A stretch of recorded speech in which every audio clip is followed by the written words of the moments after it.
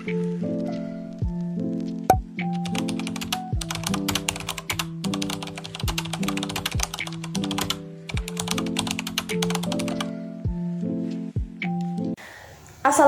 warahmatullahi wabarakatuh. Saya Merida Susanti dengan NIM A1B022166 akan membahas mengenai materi yang ketiga, yaitu mengenai hukum dagang.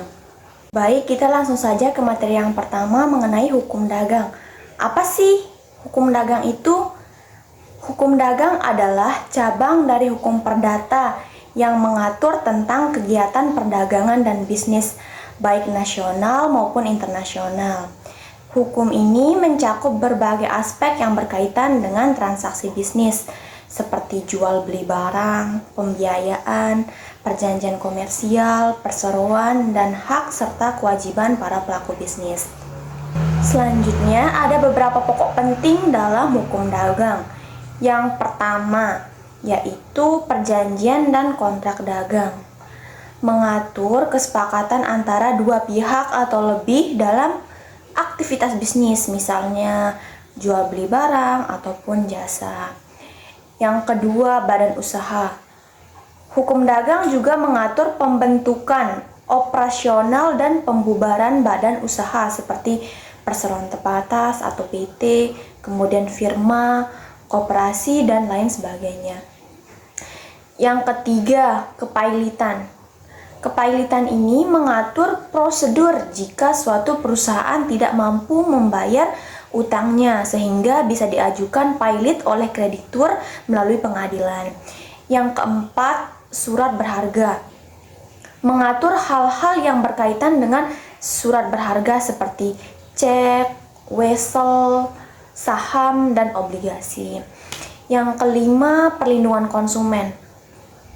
Hukum dagang memberikan perlindungan bagi konsumen jika mereka mengalami kerugian akibat praktik bisnis yang tidak adil atau melanggar hukum. Kemudian, apa saja sih korelasinya dengan bisnis? Berikut penjelasannya. Yang pertama, legalitas. Hukum dagang memastikan bahwa semua transaksi bisnis dilakukan dengan sah dan dapat dipertanggungjawabkan. Ini memberikan kepercayaan kepada para pihak yang terlibat dalam bisnis. Yang kedua, perlindungan hak. Hukum dagang melindungi hak-hak pelaku bisnis, baik itu hak pemilik usaha, investor, maupun konsumen. Dengan adanya regulasi, bisnis dapat berjalan dengan lebih transparan dan adil. Yang ketiga, penyelesaian sengketa. Hukum dagang memberikan jalan keluar bagi para pelaku bisnis jika terjadi perselisihan. Penyelesaiannya dapat dilakukan melalui pengadilan, tergantung pada ketentuan yang berlaku. Terakhir, keberlanjutan bisnis. Dengan mengikuti aturan dalam hukum dagang, perusahaan dapat mengurangi risiko hukum dan keuangan, sehingga operasi bisnis bisa berlanjut tanpa hambatan besar.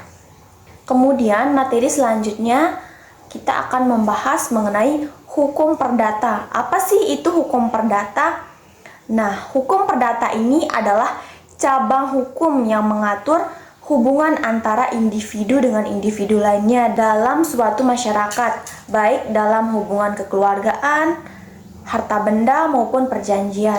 Hukum perdata di Indonesia diatur dalam Kitab Undang-Undang Hukum Perdata atau biasa disebut KUH Perdata, yang terdiri dari 4 buku.